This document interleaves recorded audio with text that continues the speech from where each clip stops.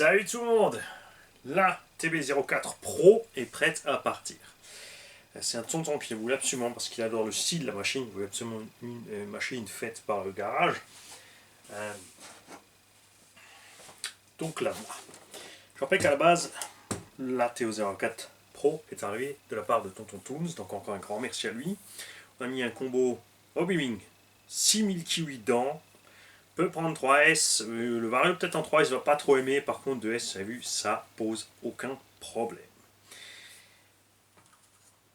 Avant de continuer à parler de la machine, je tiens à remercier aussi Marc-Antoine de Mark Gaming qui nous a contacté. Il est très content d'avoir gagné son lot. Il a 14 ans, il a déjà un chargeur, donc il m'a dit écoute, prends le chargeur automatique pour un autre lot, ça me fait plaisir aussi.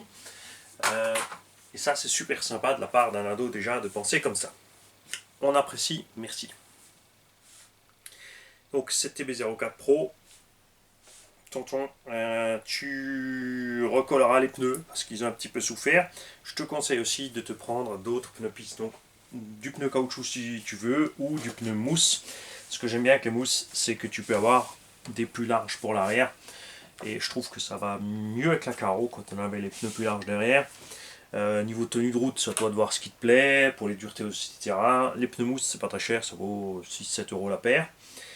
C'est sûr que ça tient pas aussi longtemps qu'un pneu caoutchouc, mais il y a moyen de faire quelques packs quand même avec, si tu fais pas trop le sauvageon. VMAX en ligne droite, on a un petit 75 par là, voire 80. On peut le faire pire, si tu veux, mais il n'y a pas vraiment besoin. Cette TB04 Pro, à part le diff avant que j'ai durci par rapport à l'arrivée de la part de Tonton Toons, j'y ai rien changé. Et c'est pour l'instant, on n'a pas encore fait la HPI, la plus confortable des indices pistes qu'on a vu passer là, entre les Carten et qu'est-ce qu'on a encore? On en a encore d'autres avec Yoshio Phaser, etc. Elle est vraiment super à l'aise. Alors, elle glisse un tout petit peu du train arrière, mais moi c'est ce que j'aime, sortie du virage, le train arrière qui suit un petit peu, tu pars, ligne droite elle arrache, il n'y a pas de souci. J'ai remplacé donc les couples coniques. J'ai pris la liberté d'en acheter un double jeu, comme ça si jamais tu as un pépin, tu as de la réserve. Voilà, c'est déjà. La Caro, ben, on a fait un peu les foufous, donc elle a eu des retournements, elle a eu des impacts, mais elle est entière. Parce qu'elle est relativement lourde et costaud, c'est un engin de loisir, hein, c'est pas la pure compète. Si tu veux, je te laisserai une Caro type compète avec. Il y a la place là pour te mettre ton récepteur, qui sera donc collé au double face. Servo e-tech, pas le plus rapide, mais suffisant pour la machine. Comme dit, suspension hydraulique avec les réglages de Tonton Toons. On est franchement bien. Petit point faible où je dis qu'il faut faire attention, c'est là, le pignon moteur. Ici c'est ouvert, donc il y a des saletés qui peuvent se mettre dedans et elles arrivent à passer au fond. Ça nous est arrivé parce qu'on a fait trop de sorties de piste, tout simplement. On a roulé là où c'était trop crade. Et c'est pas arrivé tout de suite non plus. Tu pourras, je pense, il y a largement la place pour faire un petit cache en Lexan là devant. Pas grand chose, hein. Une petite languette de Lexan que tu pourras fixer là-dessus, tu peux la coller là sur la partie avant du carter, ça ira bien.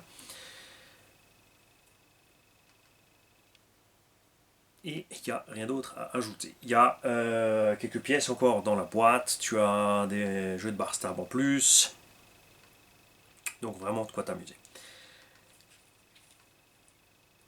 Et en parlant de l'indice piste, nous allons d'ailleurs y retourner. Nous allons y retourner parce que j'ai équipé donc les Carten. Alors, équipé, non. On a mis un pignon un peu plus gros là-dessus. En 2S, comme elle est là avec le 3500 kV en brushless, on est bien indoor. En 3S pour l'outdoor. Là, c'est déjà plus intéressant en 2S et en 3S, on va se marrer. On va se marrer. J'essaierai d'être plus réveillé que la dernière fois parce que c'était un run catastrophique quand même. Mais je l'ai fait. Je l'ai fait, donc je le montre. On cache pas, c'est comme dans le, vous avez vu le montage kit du JQ. Mani il a mis une biellette à l'envers, Mani il a des soucis de direction que les autres n'ont pas eu. C'est donc la preuve que c'est Mani qui a déconné. Mais il a fait le forcing, il était fatigué, il n'a pas ouvert les yeux, il n'a pas vu. Pas bien. Tonton, évidemment, on compte sur toi pour donner des nouvelles de cette machine. Alors, je ne l'ai pas démonté entièrement pour la réviser. On avait ouvert le diff avant pour mettre de l'huile plus dure. On a jeté un coup d'œil à l'arrière. Il y a de la graisse graphite, donc de toute façon, c'est gris, t'inquiète pas. C'est pas ça, les dégueux. C'est tout à fait normal avec cette graisse. Les noix de cardan, les axes de cardan de l'usure, c'est pas une machine neuve. Elle a bien servi. Nous aussi, on s'est bien poilé avec. Mais elle en a encore sous le capot.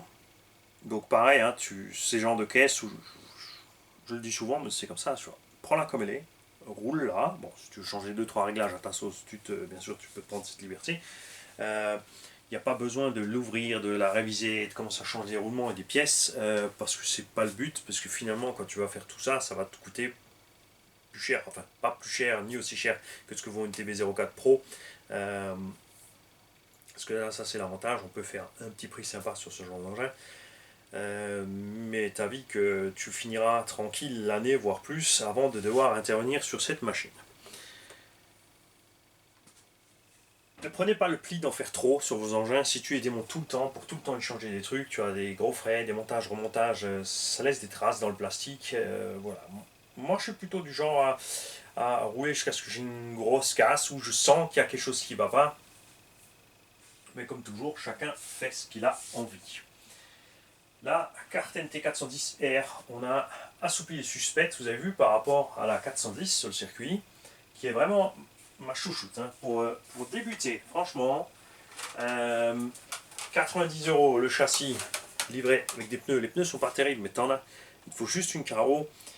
C'est ma chouchoute parce que la transmission est complètement fermée. Ça risque rien, c'est tranquille. On va continuer les essais puisqu'on a eu une petite blague avec le diff, ça c'était ma faute. C'est ce qu'on va découvrir au prochain essai. Donc on va refaire de l'essai 2S, de l'essai 3S, parce qu'en 3S c'était sympa. Bon là j'ai mis un pignon un peu plus gros, donc ça devrait être vraiment plus sympa. 410R, plutôt typé comme dit là. Faut être sur circuit, il faut que ce soit propre, ta couronne est exposée. Donc il faut que ce soit propre. Et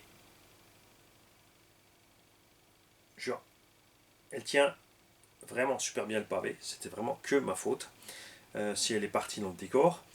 Pas réveillé, trop brut ce gaz frein, enfin bref, zéro feeling, tout simplement. On va pas se mentir, la merde est totale le manie. On a assoupli un peu les suspects parce que, je le répète, la bleue était beaucoup plus à l'aise sur le circuit, enfin pas plus à l'aise. Elle pardonnait plus les erreurs que celle-là, vous l'avez vu, c'est là à la moindre erreur, sortie de piste, tonneau. Alors que l'autre passe un peu. Alors on va dire on a un réglage plus rallye, et là on a un réglage vraiment pure piste, auquel je n'étais clairement mentalement pas préparé. Alors on va faire donc les prochains essais en 3S, puisqu'on n'a pas pu le faire à la fois d'avant, puisque j'ai planté la machine. Le mini bousier, il est réparado. J'ai acheté la plaque en carbone qui va au-dessus. On a redressé le cardan central, j'en ai commandé un autre le temps qu'il arrive. Et j'ai toujours le moteur d'origine. J'ai prévu d'autres moteurs pour mes petites LC Racing. Rappelez-vous, souvenez-vous, j'ai toujours encore un kit EMB Truggy à monter ici. Et j'ai pris deux moteurs différents.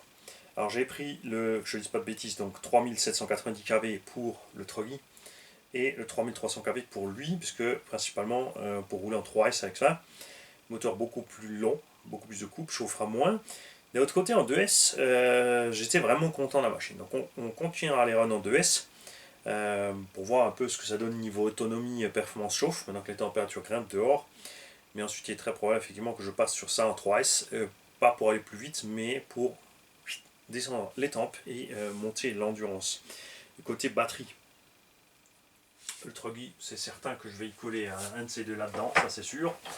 Et là, on verra après quelques tests. En 3S, sur la piste avec les petits pneus mous, ça se passait bien parce que les pneus sont petits, sont légers.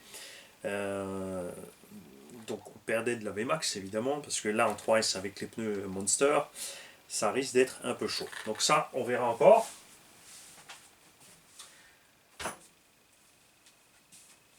Et maintenant, moi, que j'ai préparé celle-là, vous l'avez vu, donc la King Motor est plus là parce qu'on va passer les trains hot bodies sur la King Motor. Comme ça on pourra comparer un peu ce qui est plastique, s'il y a les différences entre les deux machines. Il y en a évidemment, puisque ça c'était un buggy hot bodies qui est là-bas, et la King Motor issue de la ligne Apache de chez HPI. Et moi, maintenant, je vais préparer la Kyosho Phaser avec le moteur de la Maverick Strada.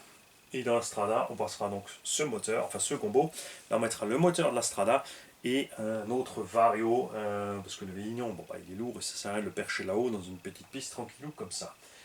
Et donc, ces 4 machines retourneront sur la piste pour refaire des essais avec des setups un peu différents. On fera ce qu'il faut sur la Strada, bon, vous avez vu, déjà les pneus ont fait une grosse différence, mais on va travailler un tout petit peu le setup pour qu'elle soit plus facile à conduire. C'est quand même prévu pour débutants et petits budgets, donc le but c'est pas que tu luttes avec ta machine.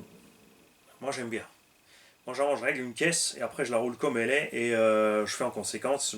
C'est rare que je retouche un petit peu, et quel que soit le terrain ou le circuit, à la limite je change peut-être des pneus, mais je touche pas vraiment au setup, et enfin quasiment jamais.